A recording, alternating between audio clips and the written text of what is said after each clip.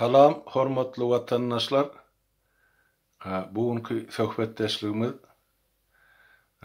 bizim geçmişimizde, bizim tarihimizde ya SSR'ın tarihinde en ulu rol oynayan şahsiyetlerin biri Mikhail Sergeyevich Gorbaçov'un ıkbalı bilen bağlanşykly.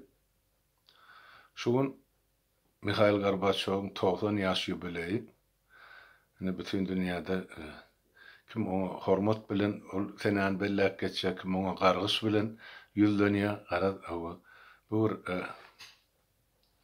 tarihi şahsiyet bolan soň onun eden ýaxşy işlerim kan, şol sanna berja etmedi işlerim kan, şol sanna SSR'ni ýykylmagyna da günakarlanýan adam, şahsiyet. Şonuň üçin indi şugun ýaşap beren ýaşlarymyzy bilmek üçin ýa bir informasiýa üçin şol adam barada öz bilen gören eşitlerimi aýtmak men bir ýerlikli diýip hasap edýän sebäp men şol döwrüň adamsy Mikhail Sergeyewiçiň prezident bolan döwrü biz SSR'de ýaşanan adamlar ýaşanyň siýasatynyň netijesinde biziň bir belli bir eden hereketlerimiz var bu durmuşda. Şu zatlara sizin dikkatinizi yetirmek üçin şol adam arada söhbetdeşlik etmek makul bildim.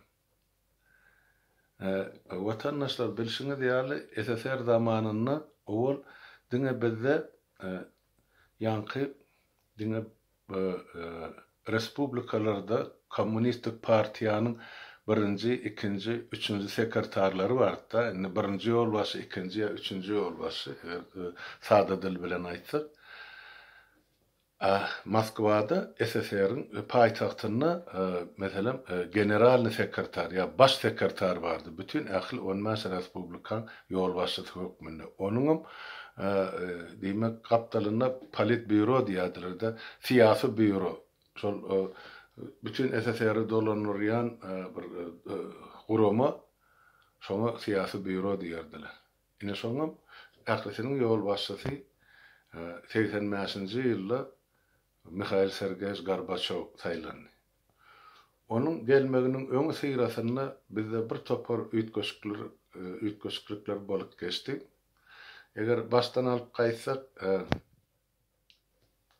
ýanky 24-nji ýyldan 1924-nji ýyldan 53-nji ýyla çelli ta öz ölümine çelli Yosif Vissarionovich Stalin SSR'ın birinji ýolbaşçysy hökmüne işledi. Ol häkimet başynda 29 ýyllap oturdy.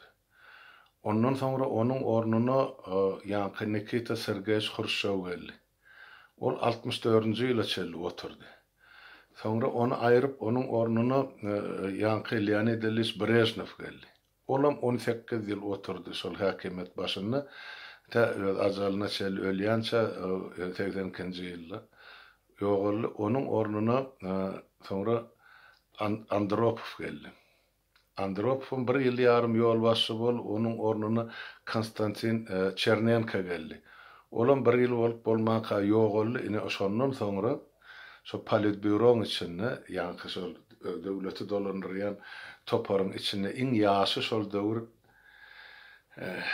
şuň 90 bolsa 85-nji ýyl 55 ýaşynda bolýar da 56 ýaşynda 54 ýaşynda ine iň ýaşy şol Mikhail Sergeyevich Gorbaçow goýdular.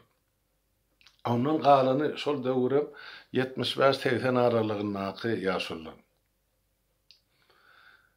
Ine Gorbaçow häkimet başyna gelende ol ýylan etdi perestroika diýip. Döwleti üýtgedip gurmak siýasaty. Indi öňkü döwrümüz bir başga, indi täzeden üýtgedip gurmaly, ýanky kompartiýa öz geçmişine täzeden baha bermeli, adamlara erkinlik bermeli, adamlara öz başdaklyk bermeli, respublikalara öz başdaklyk bermeli.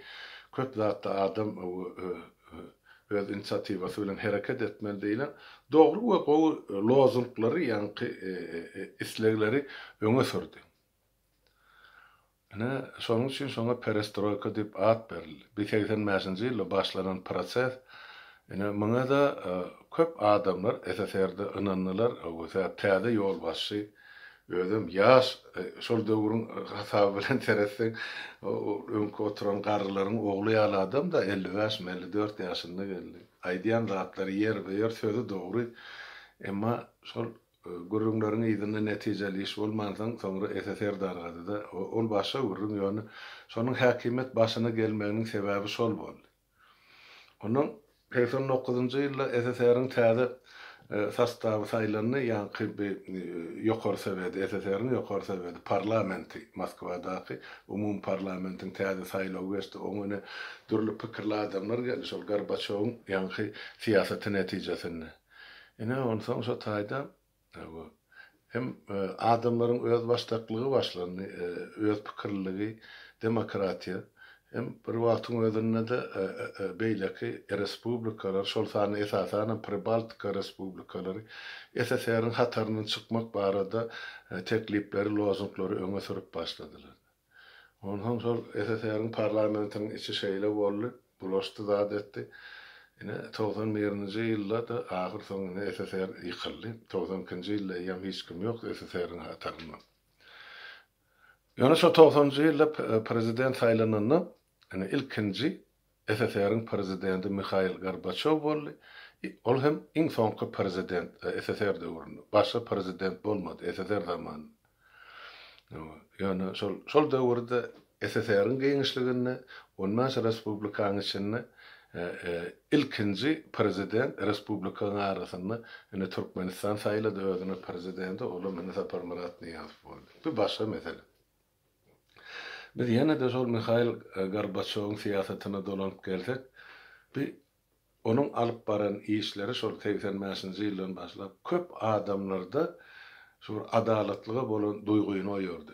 Indi öňkü geçmişimiz, horhomsy durmuşymyz, ýagdaýymyz üýtkar, öz baştaklyk bolsa, inisiatiwa bolsa, aýtdylar da şu Gorbaçowyň döwrüne başlandy da ýanky şol kiçik härhanalar açylmak ursady, kooperativler açylmagy ursady, o yankı kärennefine yer almagy, gara şol ýere ýetçiligiň formasyny, kärenne formasyny geçirmekde kolhoz, sowhozlardan formasyndan başga hususy formaga geçmegi ýa hususy ýetçiligi. Şu zatlar Gorbaçowyň döwrüne başlandy. Ýöne nä derejede bu iş akylly başladyldy ýa islegledildi, islenmäne edildi, ol başa gurrun ýöne şu zatlaryň inisiatiwasy Mikhail Gorbaçowdan gelip çykdy. Şol sany Türkmenistanyny da siyasi derejede ütköçlükler başlandy. Halkyň için aşakdan başlandy. Ol ýokarda oturan ol birinji sekretar ýa-ni Niýazow oňormasarlary ýa yerli partiýa liderleri ýa ýol başlary olardan hiç şeýle inisiatiwa da ýok, halka kömek ýok. Ýöne şo halka ursat berildi, gürlemäge, ýazmagy, öz pikirini beýan etmäge, radioda, telewizionyada, gazetlarda kän çykyşlar boldy. Şol döwrüň arhiwini galdyrsaňyz, gazetlarda, jurnallarda bardyr aýdylan zatlar, hatda telewizionyada da. Ondan şolem halkyň ýuwaş-ýuwaşdan siýasalaşmagyna alyp geldi jemgyýetiň. Şo sany Gorbaçowyň siýasatyna tüýs ýürekden, ak ýürekden ınanan adamlaryň biri men watandaşlar. Elbette onuň alyp baran siýasaty men öz ykbalymda da, şahsy ykbalymda uly ütköçlükleri alyp geldi, durly ýagdaýlar boldy men durmuşymda.